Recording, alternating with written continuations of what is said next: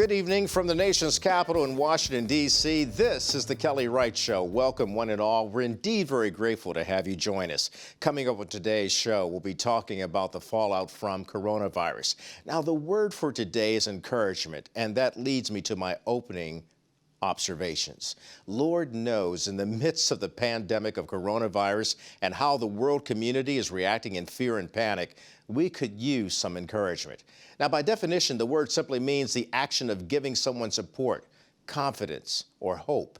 Also, it means to stimulate the development of an activity, state, or belief. So, did you feel a sense of encouragement, hope, and relief from President Donald Trump after his national address last night? Or were you confused like some of the members of the global community and financial markets? In particular, the leaders in Europe and our allies. Now, we are not here to point fingers at the president or any political party for that matter, but it is clear that the coronavirus is a very complex issue that politics alone cannot solve. This is a deadly disease. And as I've been stating on this show, it takes each and every one of us to keep lifting each other up, to study the facts of the virus, rely on the knowledge from the World Health Organization, the Centers for Disease Control, and leading health experts who are dealing with COVID-19 up close and personal. We must not fear, but we must arm ourselves with a sound mind and discipline to be proactive. So while experts are saying this disease is going to get worse, we must keep in mind that we must never retreat in fear. But as Dr. Martin Luther King Jr. once explained, we must accept finite disappointment, but never lose hope and infinite hope. We shall prevail and we will overcome. And those are my observations. And now, here are your headlines. The World Health Organization, the WHO, has officially declared coronavirus as a pandemic. Duncan McKenzie-McCard provides this report with the very latest. Sweeping new restrictions as the president suspends all travel from Europe to the US for the next 30 days. After consulting with our top government health professionals, I have decided to take several strong but necessary actions to protect the health and well-being of all Americans.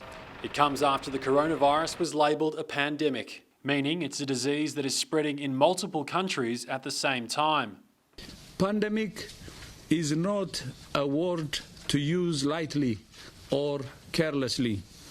It's a word that, if misused, can cause unreasonable fear. Outside China, Europe is bearing the brunt of the situation, with more casualties and cases than anywhere else in the region. One of the worst affected countries is Italy, and in Germany there are fears that up to 70% of the population could eventually be infected. In the US, the Centers for Disease Control says the virus is becoming more difficult to contain. New York State has taken a drastic measure, calling in the National Guard, who will disinfect schools and deliver food to residents of New Rochelle. State officials have created a 1-mile radius containment area around the suburb. The neighbourhood holds the largest amount of cases in the country. Containment plans might also extend to the West Coast. In Washington, all public schools are now closed. In highly populated cities like Los Angeles, it's the most vulnerable members of the community who are most at risk. LA has the highest percentage of homeless people in the country, and preventative measures are almost impossible for those without a stable home. The only way to properly deal with coronavirus is through quarantine and self-isolation. The big challenge for authorities, controlling a crisis spiralling out of control while helping those most in need. I'm Duncan McKenzie-McCard, reporting for The Kelly Wright Show. The NBA has suspended the rest of the season until further notice. A player for the Utah Jazz has tested positive for the virus. The NBA will use the hiatus to determine how to best move forward.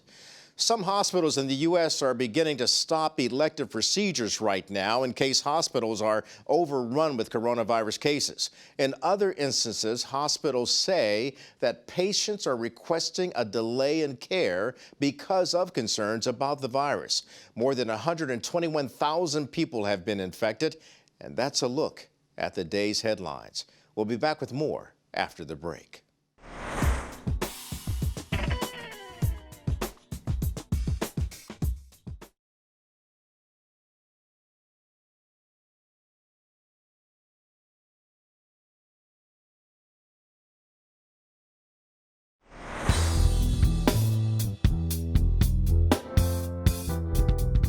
Welcome back to the Kelly Wright Show, and we're discussing the coronavirus as well as politics. Speaking of politics, is there a path forward for Senator Bernie Sanders in the Democratic primary? Teresa Lundy and Anthony Nolan are here today to talk about the status of the Democratic Party. Welcome, Anthony and Teresa. But before we get into all of the politics going on with the Democrats, let's talk about the elephant in the room. And, of course, that's the coronavirus and the president's speech last night to, I guess, dispense information and allay our fears. Did he accomplish that?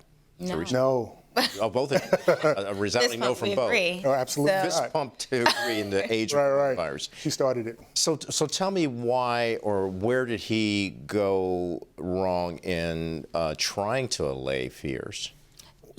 Where he went wrong was weeks ago when he initially told the public that corona was not something to be worried about, when his administration's efforts to fight corona were tepid at best, when he assumed that you can basically cut off American borders and that's all you really have to do in order to prevent the spread in the continental United States. So he put a lot of energy beforehand into playing down corona, and then at the last minute made a very tepid sort of a speech that just didn't really have anything close to the sort of momentum of his previous words. And this is unfortunately a common technique that we see coming from this president.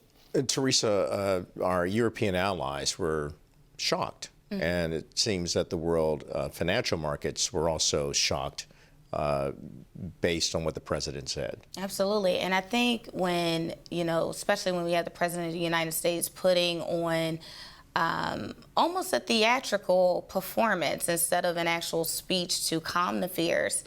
Obviously, we saw people trying to get on planes because the information wasn't clearly put across.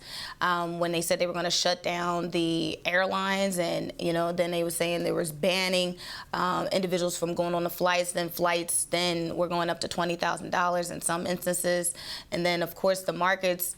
They just honestly don't believe in Donald Trump, and it's been before the coronavirus. We've been seeing these type of market fluctuations, and so I think as we kind of look at what our president is actually saying to us, we then, as the American people, have been doing some really actionable items and going and researching ourselves. Before, we didn't know about, the Clorox on back of it says it covers the human coronavirus, and now we're seeing shells off, being bought up along with hand sanitizer and everything else. Well, I think what would have been better for his speech last night in allaying these fears and bringing some encouragement to the American people, as well as to the global economy and the markets out there? Well, I think he should have, first of all, talked about the global market. Already talked about how the rest of the world is experiencing corona and how they've been responding to it, and then led with science-based pragmatic solutions. Unfortunately, we're not doing that. I haven't done that. America has this problem with learning from the rest of the world. We don't want to take on other people's experience nor their information. So when we look at what's going on with Italy right now, when we look at what's going on in North Korea, both of which are having two totally different effects, meaning the spread of the coronavirus, and both of which— You said North Korea, you mean South Korea? I'm sorry, thank you, South Korea. Yeah. Totally different effects and totally different responses. The South Koreans were able to basically significantly decrease the spread of corona. These should be countries that we should be taking information from and applying in the United States. But when you're dealing with a president who doesn't want to listen to experts, who doesn't believe in science, who's not interested in the input from the rest of the world, unfortunately you have these sort of tepid sort of responses, and you don't have the initiative necessary to actually allow America to recover from this virus. And it also, to your point, it also leaves it up to local and state governments to do their own communication tactics, and everybody has been delayed. I believe PA, New Jersey, and Maryland just recently put out a whole what you should do and how do you combat it, and now everybody is pretty much just doing their own call of action, because this problem, I think it was 1,200 cases that we've already seen that people have, and then about 38 deaths thus far. Before it got there, how come local and state government agencies were not appropriately prepared? And then I think, as it relates to getting that message out, there was a lack of understanding. And there's if I may, there's an underlying fallacy with regards to talking about how many people in any area have contravirus, because there are very few tests. Right. The test results are very low. We should be testing a lot more. We should absolutely be testing a lot more. The federal government should be flooding, Well, it is predicted by next week our health experts will be on a firm foundation getting the tests out there as quickly as possible. So we'll see what happens next week. In the meantime, we're going to continue to talk about the coronavirus and its impact on the Democratic campaign moving forward. We'll be back with more of Anthony and Teresa. Don't go anywhere. We'll be right back.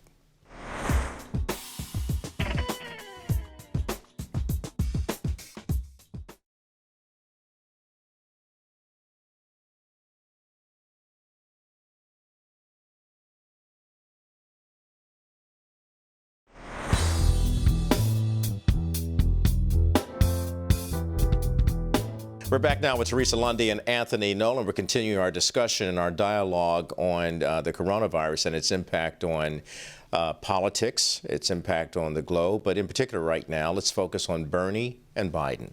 How is the coronavirus affecting their campaigns? Well, they're stopping campaign operations as it relates to the rallies and some of the convenings.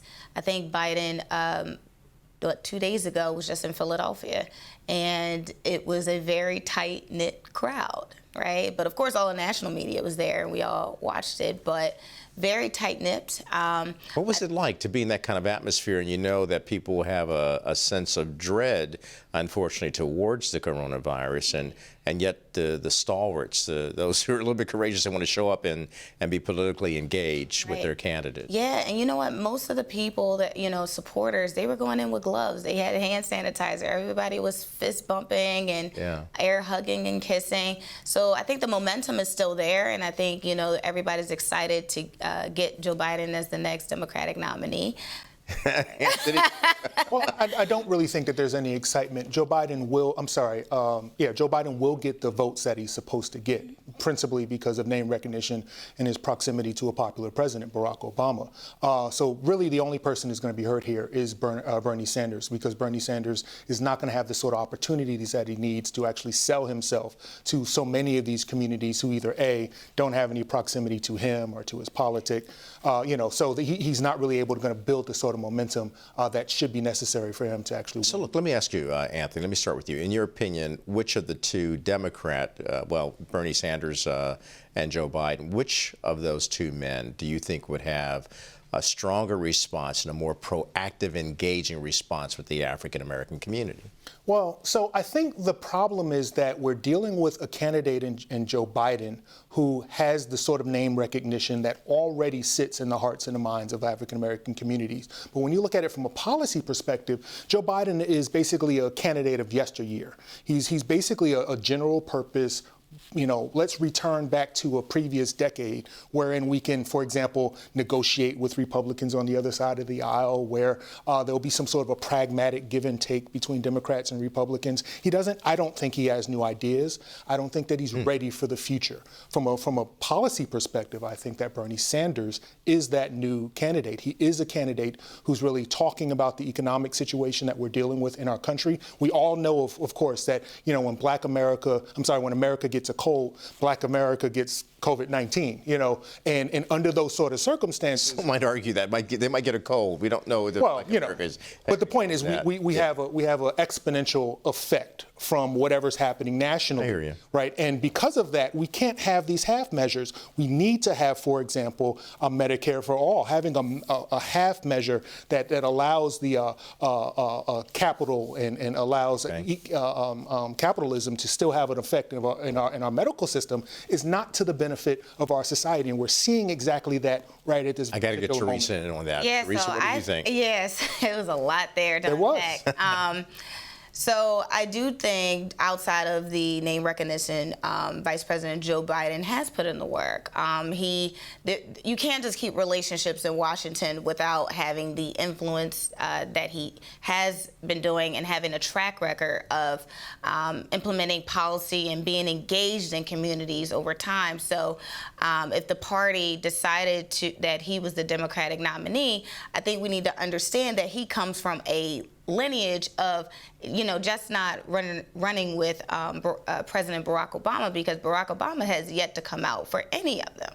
But understanding that, Vice President Joe Biden has a coalition of supporters with a track record of policy, a track record of relationships, and a foolproof plan that I do believe that the other Democratic candidates that was in the race that now dropped out did put forth a futuristic plan that I do believe, since they are now backing Vice President Joe Biden, he will be having fresh ideas and new innovation. But again, if we don't unite first and make sure that when it's time to get to November, that President Donald Trump is not, because that's the whole point here, is to make sure Trump is not in. And in order to do that, first, everybody has to get on the same page, which I think they will in the next coming debate, and I think they've already made that clear in their separate speeches. It's fascinating to hear both of you discuss your likes and dislikes of either candidate.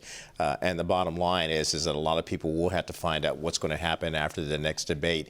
Will it be Bernie Sanders or Joe Biden who takes the reins and the mantle for the Democratic Party to move forward against who appears to be right now a formidable adversary, and that's the president, who is still sitting in the Oval Office right now that you see behind me there, the White House. So given that, what is the messaging that Democrats will have to get on board with, especially if the black vote looms as large as it has and as it is showing? You can't just keep inviting us to the party and not dance. There has to be a change with the way these candidates and even the president engage with the black community. We're dealing with very serious times, and because of that, I'm definitely vote blue no matter who. Okay. That being said, if this is not... Teresa, final word. I got to go. But go ahead, Teresa, final word. Sorry about that. I'm voting blue. Okay. Very good. Well, you heard it from them. They're both voting blue, and what say you? We'll see what you decide as the weeks and months continue as we get closer to November, and we'll see exactly how America feels and how the black vote really weighs in. We'll have these guests back again. Anthony Nolan, Teresa Lundy, always good of you to be on the show. Thank you for your comments. Back with a lot more after this.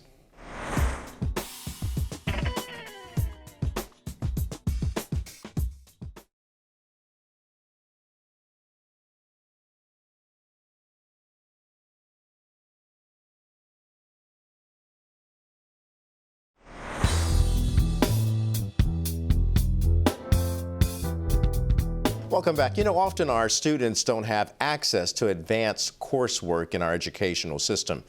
Kayla Patrick of the Education Trust is working to change all of that. Welcome to the program, Thank Kayla. you for having me. It's good of you to join us. This is a very important topic. It's very important. And it's important because a lot of our students, when they fail to get those advanced courses, it really places a limitation on them. Is that right? That's correct. So we just released a paper in January about Black and Latino students' access to advanced coursework. And we looked at 3 different types of courses. We looked at gifted and talented in elementary school, 8th grade Algebra 1 in middle school, and AP access in high school. And what we found is that these build on top of each other like building blocks. So let's say, for example, gifted and talented education, Black students have been underrepresented in those courses for a long time, and we've known that. In fact, it hasn't budged since 1993. Wow, really? Really. The underrepresentation has remained almost the same since then. What accounts for that? So I'm glad you asked that. We discovered 2 main reasons why that happens in our schools. So the first reason is that schools that serve mostly Black and Latino students don't have enough seats in the courses. So they offer the courses, but they just don't have enough seats. The second reason is racially diverse schools, so that's schools that are 10 to 50% Black and Latino. They are the least likely to fairly enroll Blacks and Latino students in those courses. So is that, are you suggesting then there's a racial animus there? So we suspect that either comes down to two things. So racialized tracking. So you might walk into your average high school and the hallways are diverse, but the classrooms are racially segregated. And so black students, for example, are not allowed in those classes that really could set them on the path towards success. That's disturbing because that would indicate that the school is not doing its job, and perhaps a teacher is not doing his or her job to actually provide an opportunity for a black or Latina student to get involved in those classes, especially when they have the potential to be there. That's exactly right. So what we're doing at the Education Trust is advocating for policies that would address that issue head on at the systems level. So we're advocating for universal screening for gifted and talented policies, so making sure all kids are screened. And then also automatic enrollment into advanced coursework to remove counselors and teachers as that gatekeeper and make it so kids are enrolled based on their previous grades or state exam tests, for example. And Kayla, another question that comes to mind is the students themselves. Not all of our students come from an affluent or middle class neighborhood.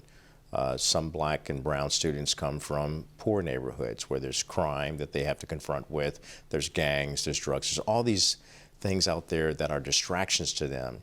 And you know that a lot of students start rising in their academic prowess and then they kind of dummy down to get along with the rest of the crowd in the hood, and then it does no good in the school. How do we address that dynamic? So what we found in our research is that Black and Latino students can be successful in these courses and actually are. We're just not identifying them and giving them the opportunity to participate. And so really that's the problem that we should be addressing. But actually, to your point, I think that we really need to give Black and Latino students or low-income students the supports that their higher income peers are receiving, whether that be after-school tutoring or summer school courses. They need to have access to those types of things to make sure that they really can succeed in these courses. As well as getting their parents engaged too, because that also helps. When a parent can step in and help a child achieve their goal, that's so refreshing to see that you have of an army of support, the community, the parents, the child, and the school working together. So the policies that you're trying to get, are they hearing you, and are they responding? We've seen automatic enrollment happen in a few states. So Washington, North Carolina, and Colorado have some automatic enrollment policies that have just started in the last year and have promising results.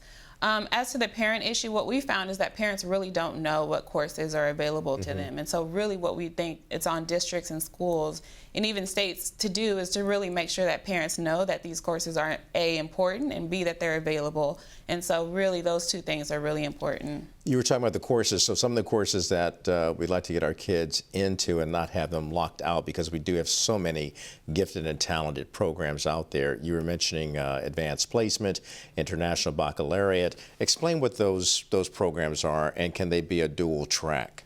It can be a dual track. So what we find is that these courses aren't available in all schools. So it depends on what the school is offering. But for me, for example, I took algebra in 8th grade, which allowed me to take AP statistics in high school.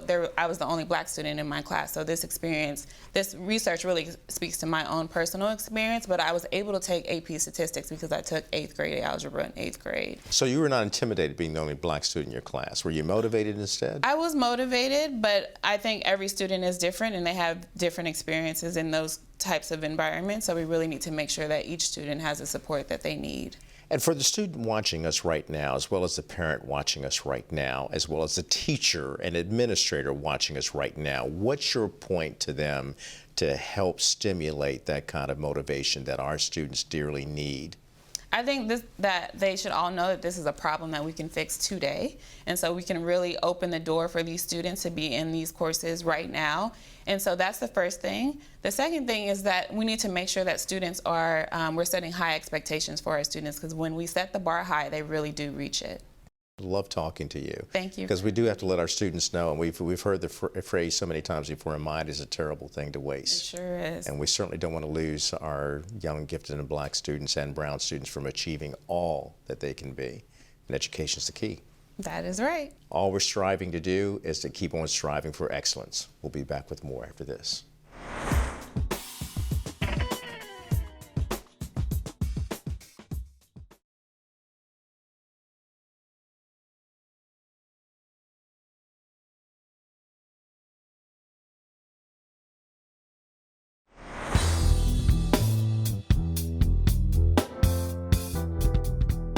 Welcome back. Our next guest is a bodybuilder and author of Living Fit, The Transformation. She focuses on total body transformation and has some tips for you to do the same thing. Welcome, Ramona Wiltshire. Thank you. Good to have you. Thank you. I am so excited to have you here because I love fitness, but you are definitely fit and you train at this every day. Yes, this is what I do on a daily basis. What motivates you? You know, let me tell you, I look in our world and I see how many people are just dying from diseases and just being unhealthy, period. And my thing is, if I can be a small part of that I can help people get healthier from the inside out, I'd like to reach the entire universe. And what's the main thing you focus on when it comes to fitness? Because there's so much to focus on. Definitely. That's a great question. You know, 80% is diet. 80% you are truly what you eat. And 20% is exercise. So if 80% is diet and nutrition, that is definitely my focus. I think we need to take care, you know, the gut and make that a healthy atmosphere for being healthy from the inside out. So as it relates to, in particular, African Americans, because we have various health disparities, because of diet, with like diabetes and hypertension. What's your recommendation to the culturally specific market of African Americans and, for that matter, Latinos and Latinas? Again, I think it comes down to our lifestyle, and it truly starts with our diet. I think we need to be more intentional about what we eat, because I think at the end of the day, each and every individual is really responsible for their, you know, health. And so I think as a culture, we just need to make better food choices. Mm-hmm. You know, mm-hmm. I look around and we're eating, there's fast food restaurants, and we're eating high fats and high sodiums, and it's attributing to everything. So, you know, as a culture of people, I think we need to make better choices. But as individuals, period, I think regardless of the race or nationality, diet and exercise plays a crucial role.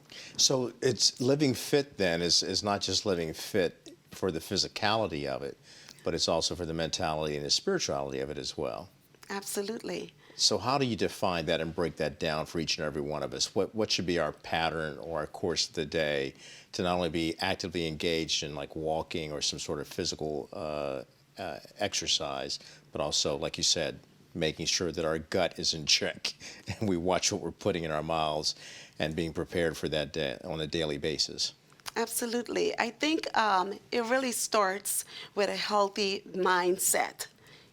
You know, even the Bible says, you know, changing the way you think, you know. And so I think it starts with our mindset, and having a healthy mindset is a great place to start.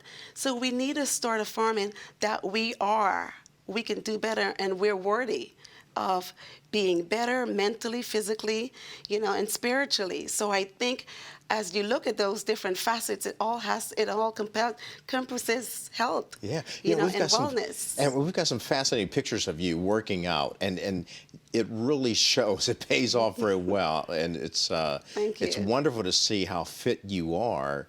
Who influenced you to get this healthy? My gosh, my mother. Really? My mother, absolutely.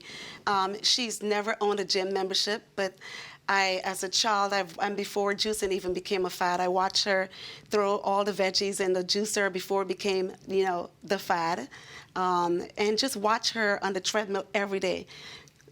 Gosh, we had, numerous tapes and cassettes and books with health and nutrition, and so that really piqued my interest. And as I got older, you know, it became my lifestyle. And then from there, did you go into the medical profession in any way? Yes. Well, I always have a love for a passion for health and fitness. So I knew I wanted to be in the medical field. I wasn't certain what I wanted to do.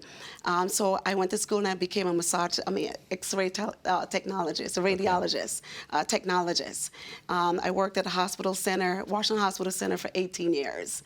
But I really realized my passion is fitness. So I went on to creating my own business, Living Fit, and I have that, and that's truly my passion, is getting people healthy from the inside out. Now, you also have a television show called Living Fit, and through that program, are you engaging in exercise and nutritional advice? Yes, it's Let's Get It Started. It's a I'm local sorry, show. yeah, let's get it started. Yeah, it's a local show, and I definitely try to include both nutrition and fitness. So definitely you can get on there, get a great workout in 30 minutes, or there's even videos of, I have 2 books, so I do a lot of cooking demonstration and show you how you can eat healthy without, depriving yourself of flavor. Okay. So things of that sort. Well, I'd like you to stay with me for just one moment because I know there are exercises we can do in chairs, right? If we're sitting down in our office. Absolutely. Let's come back and go through a little bit of that and show how people they can stay fit even while they're on the job, to take a nice healthy break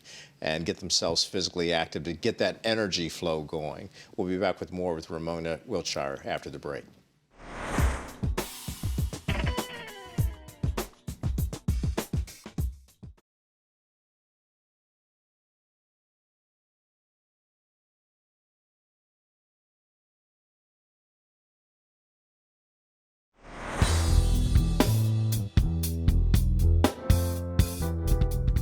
Welcome back to the Kelly Wright Show, and my guest is Ramona Wiltshire, and she has a program called Let's Get Started. So we're getting started on making sure that people are healthy. You're a fitness expert.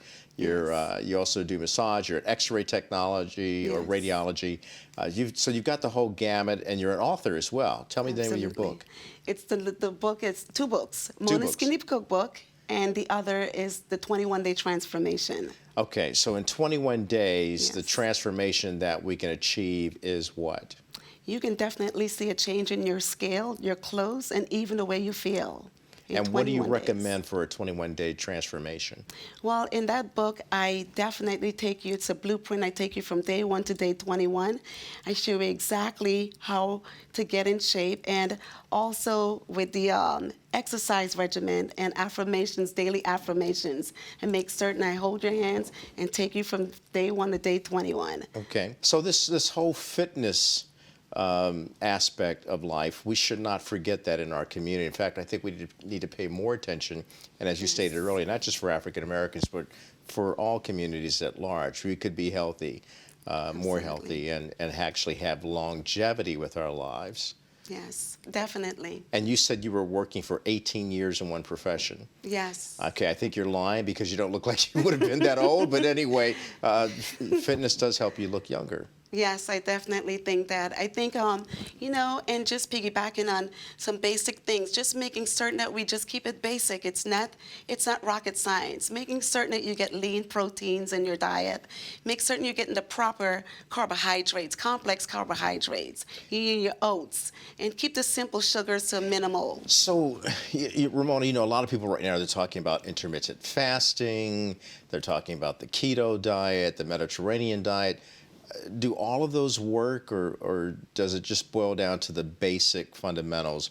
Watch what you put in your mouth. I keep it basic. I think we've taken this out of context. I mean, in our parents' day, they had carbs, and they had healthy carbs. I think we've gotten so extreme and gotten away from the basics that we forget that it doesn't take all that.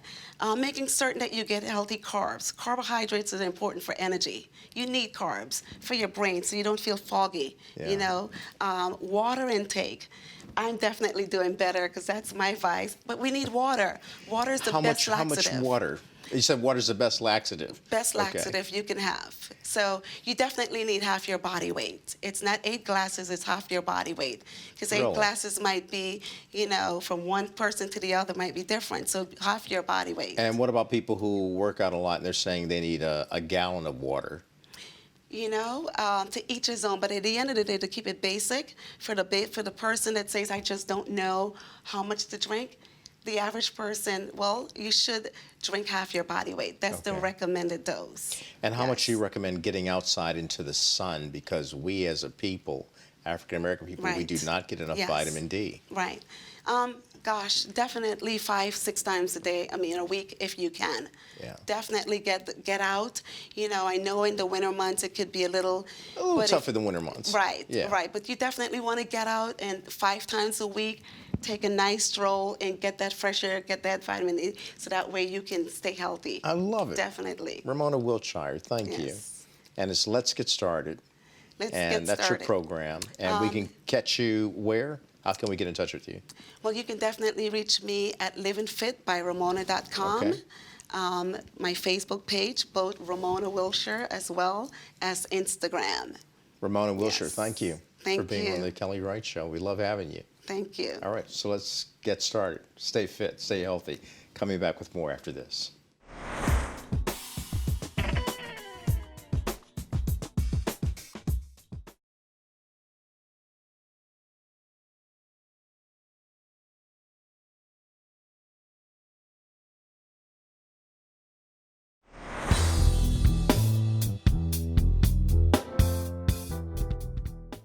Welcome back. Tommy Taylor knows how to crack an audience up, and we are so delighted and glad that he's taken the time to stop by our show. Hey, Tommy, good to have you, man. What's up, Kelly? How you doing, bro? Good. Hey, first of all, I gotta say, I've been watching your show. You're one of the sharpest dressed brothers. Didn't even put you in a Harold Pinter catalog or something. You could lead a revival. I would go to your church. You were a sharp brother. I ain't mad at you. Come on, the church is open to everybody. Yes, sir. Amen. Is there one? Is there one? Take an offer. Let's take an offer right now. Speaking of taking an offering, you do some very classic things. Your ingenuity, your creativity is so right on, and we got a lot to talk about. I want to show a video, if you allow me, to show a video that you produced yourself. Yes. Look, don't go anywhere quick because we're going to come right back with Tommy. Here's the video. You got to watch this. Hey. Oh, that's your ride? Almost.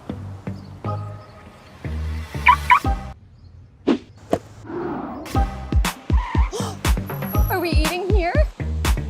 Almost.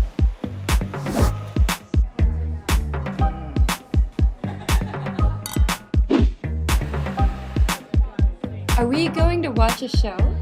Almost.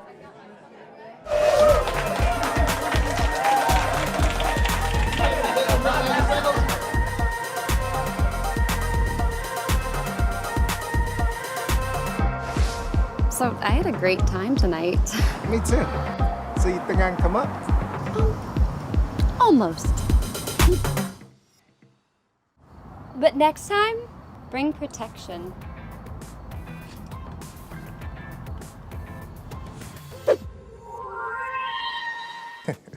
Man, you are crazy. Hey, It's crazy. Sometimes I am. So tell me what prompted you to make that video?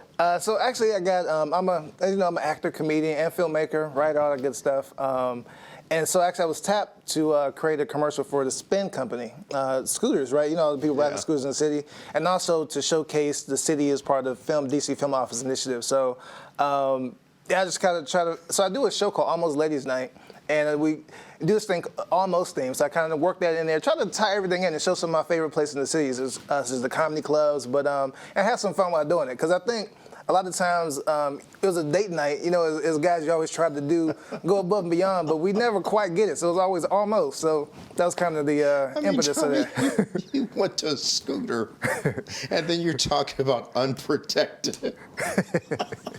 And that was good because my mind was going there. So, Yeah, we try to switch it up a little bit. Yeah. You switch it up, and that's what a good comedian does. He makes us think and then laugh at ourselves, or she, because it could be a she, but you're definitely a he, standing here talking to me about, or sitting here talking to me about comedy, man. I mean, comedy just cracks me up, and it's really good. And in an age of coronavirus and fear and everything and panic, I want to see people be able to laugh. Yes, we need some laughter, man. Yeah. Especially, there's a lot going on. I heard you guys talking about the coronavirus earlier, and I was thinking, like, how much I miss Obama right now. Right? Like, this is the president we need. Like, you think Obama had 2 terms, 8 years as president. Everybody was healthy. Nobody was sick. I didn't catch a cold once, right? We had health insurance. And if you think about it, like him and Michelle were doing the coronavirus protection. They were doing the fist bump. He was ahead of the time. And now we got Trump. And this dude. You did not go there. I don't know. Now we just lost, man. I miss that brother Obama. Wherever you at, come back, brother. I need you, man. Right? Okay. I just don't feel. Trump, he tried his best with a little press conference, like, it's okay, everyone, you're safe, it's all right, there's nothing to worry about. Like, there's something to worry about, you know? I don't know. Okay, let me go. Hey, I won't be too political. My bad. I'm sorry. No, you're fine. It's all in comedy, man. It's all. That's pretty good. Right there to be impromptu like that. So at the core of your being, what got you into comedy? And what have you tried to say through it? Yeah, actually, I always just love entertaining people as a kid. It's funny, I actually don't like talking a lot. So it's funny to actually kidding, right? Yeah, that do stand-up. More naturally, I like visually showing a joke. Like, you know, for instance, a skit, like the little the spin great. commercial. That was great. So for me, like talking is something, I don't know, I'm not necessarily, at least I wasn't comfortable at, you know, per se. And then I always wanted to be myself. So in my comedy, actually I don't curse in my comedy, but I think one of the greatest testaments is that, like when people come up and they don't even realize they don't curse. Right. You know, because actually I don't drink, smoke, or curse. Yeah. Around people that go to my church. See, ready for the church. Come on. You're coming to the church. Revival, yeah. All right. You can be the worship act, the lead-up act, getting people to laugh because laughter is good for the soul. It is. As healthy medicine, you know. And I like the fact that you do clean comedy. There's nothing wrong with that. Clean comedy is so cool because you can actually go there with you and you do all those cool things like the scooters, the unprotected, and you just have these zingers. And see, I think the thing is, like, I do clean, so I don't curse, but I also talk about anything. Yeah. And I think you can do that in a way which, you know, it invites a larger audience, right? Like, because everyone can listen to you. But also, I can still be edgy and, you know, political, whatever, but still kind of, you know, make people laugh and just, because I think when you laugh, you don't even think about it, right? It's just something you do. So it's like a uniting factor, and hopefully you can like entertain, enlighten people, and also hopefully bring people together through. You do it well. You entertain, you inform, and you inspire. And that's what this show is all about, to inform, entertain, and inspire folk. And Tommy, thank you. Got mad love for you, man. You got to come back. We got a fist bump, right? Okay. Do the Michelle Obama and Barack Obama thing. Fist bump.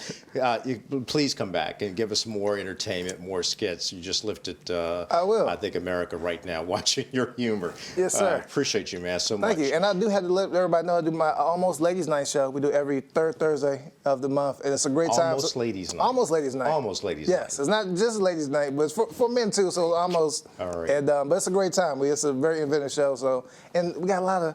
It brings people together too. Yeah. I could talk more about it, but next time. Appreciate you, man. Thank you. Thank you for having me, brother. We're going to come back with a lot more. Don't go anywhere. We've got my final word before we leave.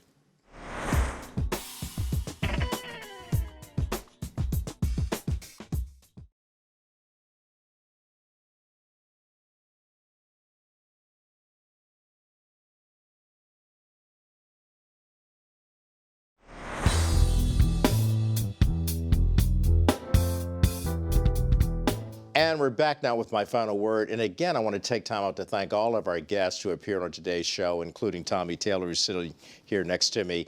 And, you know, for my final word, I just want everyone to understand that in this age of coronavirus, as I stated at the top of the show, let's not resort to fear, but let's resort to faith. And let me be more specific. Let's resort to the kind of faith in God that we can overcome anything with our faith.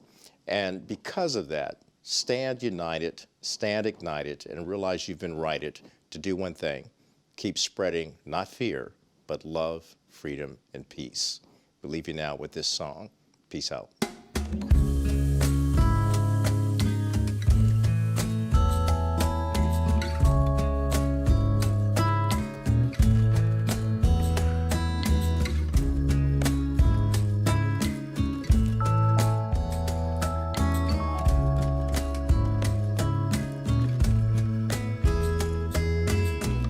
Something happening here, and what it is ain't exactly clear.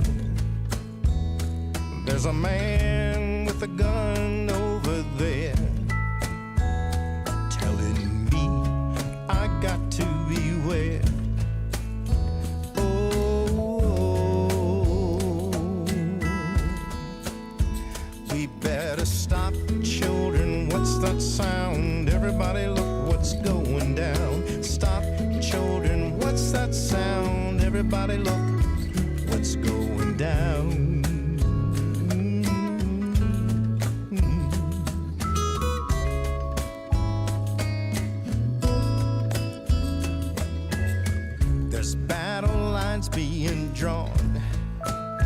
Nobody's right if everybody's wrong.